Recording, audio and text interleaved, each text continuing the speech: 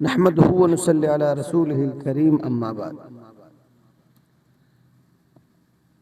آپ حضرات کو اپنے اس چینل پر خوش آمدید کہتے ہیں۔ آج میں ان حضرات کے خدمت میں چند گزارشات کر رہا ہوں، یا یوں سمجھیں کہ میں ان حضرات سے مخاطب ہوں جو کافی وقت سے اس جستجو میں ہے کہ آیا عملیات سیکھ لیں یا نہیں سیکھ لیں، اگر سیکھیں تو آیا ہم عامل بن سکتے ہیں کہ نہیں بن سکتے، اور اگر محنت کر لیں تو آیا ہماری محنت کہیں ضائع تو نہیں ہوگی، اور عملیات سیکھنے میں نقصانات کتنے ہیں اور کتنے نہیں ہیں، اور نقصانات کی وجوہات کیا ہیں، نقصانات سے بچنے کی کیا ترتیب ہوگی۔ یہ مسائل میں کوشش کروں گا کہ چند ہی وقت میں آپ حضرات کے سامنے پیش کروں۔ آپ حضرات کی خدمت میں اتنا عرض کر دوں کہ عملیات کے متعلق جتنے نصیحتیں یا جتنے واعظیں یا جتنے اصول و ضوابط آپ حضرات کے سامنے بیان کیے گئے ہیں یا آپ نے سنا ہے ادھر ادھر سے، تو آپ حضرات کی خدمت میں عرض کر دوں ان ساروں کو میں اکٹھا کر کے صرف 5 عملیات کے بنیادی اصول آپ حضرات کے سامنے رکھ رہا ہوں، جس سے آپ یہ سمجھیں کہ ان اصولوں پر اگر آپ کاربند رہیں گے، پابند رہیں گے، ان اصولوں کو اپنائیں گے، تو میں سمجھوں گا انشاءاللہ اللہ کے حکم سے آپ ایک بہترین عامل بنیں گے، اور نقصان سے بھی بچیں گے،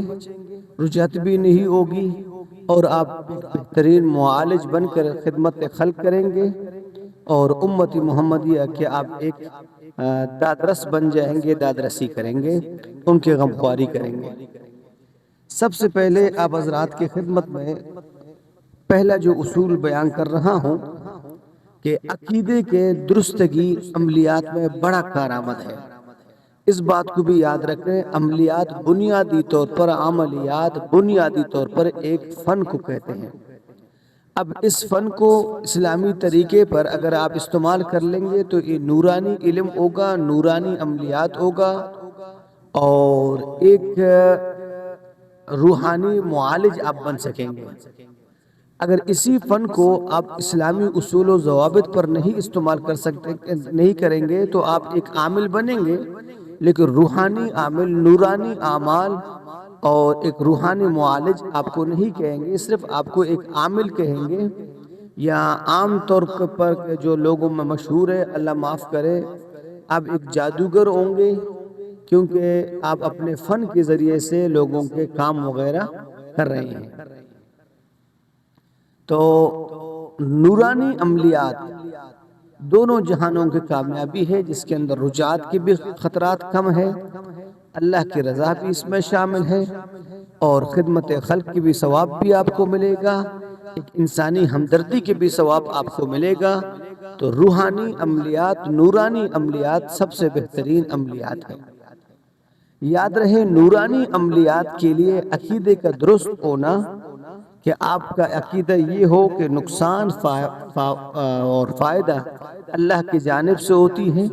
میں صرف دعا کرتا ہوں، اعمال پڑھتا ہوں، اور جو میں نے محنتیں کی ہیں اس پر اللہ اثر ڈالتا ہے، اور اس پہ انشاءاللہ کامیابی ہوگی۔ یہ عملیات کی کامیابی کے ایک راز ہے، رجعت سے بچنے کی ایک راز ہے، اور آپ کا روحانی عامل بننے کا، نورانی اعمال آپ کا کام کریں گے۔ اس بنیادی اصول یہی ہیں، اس بات کو آپ یاد رکھ لیں۔ کتابوں کو آپ پڑھیں، بلا جھجک پڑھ لیں، میں کبھی بھی منع نہیں کروں گا، لیکن سارے کتابوں کا نچوڑ بنیادی اصول یہی ہے۔ اس کے بعد عملیات ایک ترتیب سے چلتی ہے۔ عملیات کے اندر کسی بھی کام میں ترتیب نہ ہو، اصول و ضوابط و قوانین نہ ہو، کوئی بھی کام دنیا کی وہ کامیاب نہیں ہوتا۔ اگر آپ شروع بھی کر لیں، کہیں نہ کہیں اللہ معاف کرے آپ رک جائیں گے، یا اللہ معاف کرے آپ ناکام ہوں گے، اور یہ دنیا کی اصول ہے۔ تو عملیات، نورانی عملیات کا دوسرا جو اصول ہے، عملیات، فن عملیات کا جو دوسرا اصول ہے،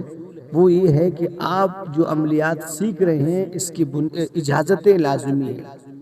دیکھیں عملیات جو میں فن بار بار بتا رہا ہوں، عملیات جو فن اور طریقے میں بتا رہا ہوں، اس کے اندر اجازت کا ہونا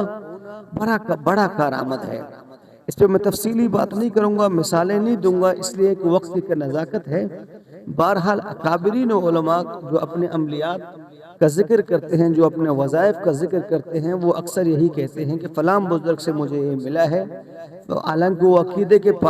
پائے درجے کے بہترین عقیدے کے عامل ہوتے ہیں،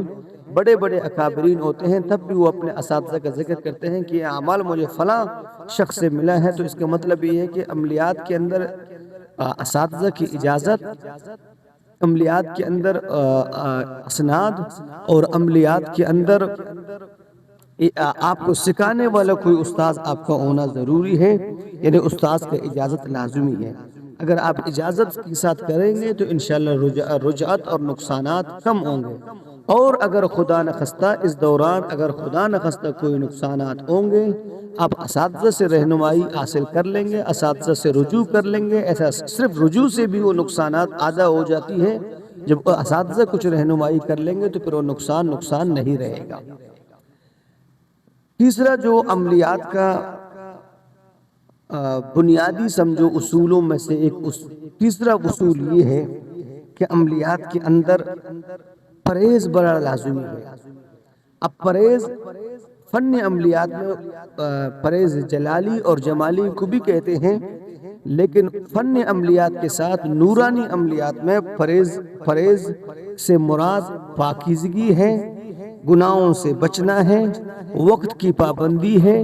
وقت کی پابندی کا مطلب یہ ہے، اگر آپ کو کوئی چلہ دیا جائے، آپ کو کوئی 11 دن کا عمل دیا جائے، یا آپ کو 3 دن کا عمل دیا جائے، تو اس 3 دن کے عمل کو ایک ہی وقت میں، 11 دن کے عمل کو ایک ہی وقت میں، 40 دن کے عمل کا جو چلہ ہے وہ ایک ہی وقت میں اگر آپ ادا کر لیں گے۔ مثال دیتا ہوں تاکہ آپ سمجھیں، کیونکہ سمجھانا مقصود ہے، آپ چونکہ سیکھ رہے ہیں اور ہم سکھا رہے ہیں، تو لازمی ہے کہ تفصیل اس میں ذرا ہو تو زیادہ بہتر ہے، بات واضح ہو۔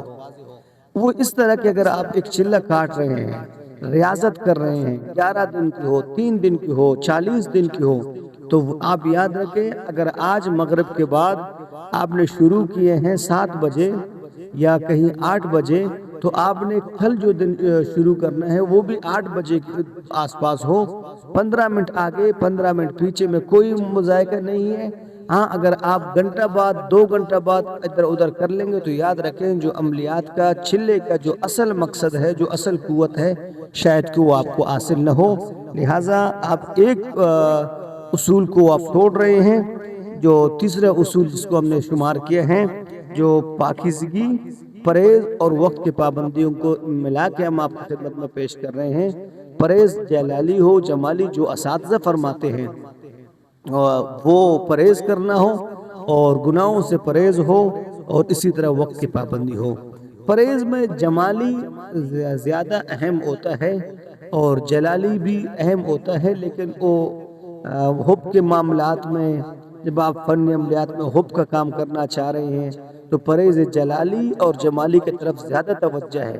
دینا چاہیے آپ کو۔ ہاں، البتہ اگر آپ صرف روحانی علاج کرنا چاہتے ہیں، نظر بد کا، جادو کا، جنات کا، سر درد وغیرہ کا، تو اس کے لیے پھر پرہیز جلالی سے بھی کام چلے گا، اور لیکن پھر بھی وقت کا پابندی ضروری ہے چلے کے دوران۔ اس کے علاوہ جو چوتھے نمبر پر اصول آتے ہیں بنیادی،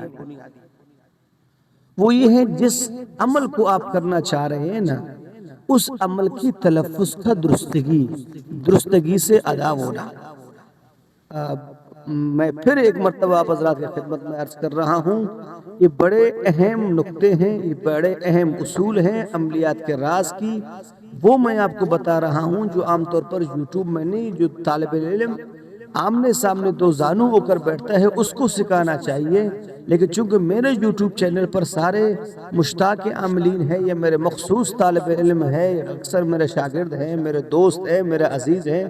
اس لیے میں یہ دل کھول کے بتا رہا ہوں، افادہ عام کے لیے، صدقہ جاریہ کی نیت پر کہہ رہا ہوں۔ یہ قیمتی چیزیں ہیں، اس کو نوٹ کر لیں، نہیں تو ورنہ اس سوشل میڈیا کی چیزیں نہیں ہیں، لیکن پھر بھی آپ حضرات کے سامنے رکھ رہا ہوں۔ چوتھا جو بنیادی اصول ہے، بہترین اصول ہے، وہ یہ ہے قرآن کی، یا جو اسما ہیں یا مسنون اعمال ہیں ان کی صحیح درستگی اور صحیح تلفظ کے ساتھ ادا کرنا ہے۔ اس لیے ہمارے ہاں جو عملیات سکھانے کے شرط ہیں وہ کم از کم حافظ القرآن ہونا ہے، یا عالم ہونا ہے، یا دیندار جو قرآنی آیات سے واقف ہوں۔ بہرحال الفاظ کا صحیح درستگی سے ادا ہونا۔ اگر خدا نخواستہ اگر کسی عمل کو آپ صحیح استعمال نہیں کر رہا ہے، اس کے جو اصل موکلین ہیں وہ نہ آپ کے پاس آئیں گے بلکہ الٹا رجعت کا بھی اندیشہ ہے۔ میں جلدی بتا رہا ہوں، مختصر کر کے بتا رہا ہوں، نہیں تو ورنہ ایک اصول پر گھنٹوں پر بھی بات ہو سکتی ہے۔ تو یاد رکھیے گا جو چوتھا اصول تھا وہ یہ تھا تلفظ کا صحیح ادا کرنا۔ تو اگر آپ کے پاس کوئی عمل آتا ہے، اساتذہ کی طرف سے آپ کو دی جاتی ہے کہ جی آپ چلکاف کا عمل کر لیں، سورہ مزمل کا کر لیں، یا آیات کتب کا کر لیں، تو مہربانی کریں 1-2 دن پہلے اس کے تلفظ کا درستگی کا کوشش کر لیں۔ اور 5واں اصول جو آپ حضرات کے سامنے میں بات بتا رہا ہوں، یہ بڑا اہم ہے، گو کہ آخر میں ہے لیکن اہم ہے۔ وہ آخری جو اصول ہے صبر اور اپنے عملیات کو چھپانا، اور عملیات کو چلے سے قبل یا وقت سے پہلے نہ آزمانا، استعمال نہ کرنا، اس پہ بے یقینی نہ کرنا، یہ سارا ایک ہی اصول ہے۔ یاد رکھیں کہ صبر کرنا، صبر کرنے کا مقصد یہ، اگر آپ نے کوئی چلہ کر لیا، چلے کے باوجود آپ کے عمل کام نہیں کر رہا ہے، تو آپ کو صبر کرنا ہے، چلے کو ضائع مت سمجھیں۔ آپ 5-6 مریضوں کو اور دیکھ کر دم اور علاج کر لیں، انشاءاللہ بہترین رزلٹ آئے گی۔ رازداری کا مطلب یہ کہ آپ نے یہ نہیں کرنا کہ لوگوں سے کہتا پھرے کہ جی میں یہ عمل کر رہا ہوں اور میں نے یہ عمل کیا ہے اور میں نے یہ عمل آزما رہا ہوں، یہ میرا عمل بڑا کام کر رہا ہے اور وغیرہ وغیرہ۔ لہذا رازداری کا مطلب یہ ہے کہ بس اپنے اعمال وقت پر پابندی کے ساتھ کر لیں، اور اعمال یعنی چلہ کے بعد، ریاضت کے بعد اپنے اس اعمال کو اپنے معمولات میں شامل کرنا۔ کم از کم اس کے اندر 3 دن کے ناغہ نہ ہو، اور زیادہ سے زیادہ 40 دن تک اگر آپ مسلسل ناغہ کریں گے تو آپ ایسا سمجھو کہ آپ نے اس عمل کی ریاضت بالکل ادا ہی نہیں کیا ہی نہیں ہے آپ نے اس عمل کو۔ اللہ پاک ان باتوں پر، ان اصول و ضوابط پر ہمیں اور آپ سب کو عمل کرنے کی توفیق عطا فرمائیں۔ ہمارے اس وائس کو، ہمارے اس آواز کو، اس ویڈیو کو صدقہ جاریہ کے طور پر اپنے بارگاہ میں قبول فرمائیں۔ اسی بات پر بات کو ختم کرتے ہیں، لیکن اس سے پہلے آپ حضرات کی خدمت میں عرض کر دوں، صدقہ جاریہ کے طور پر اس کو آپ آگے شیئر بھی کر سکتے ہیں۔ والسلام۔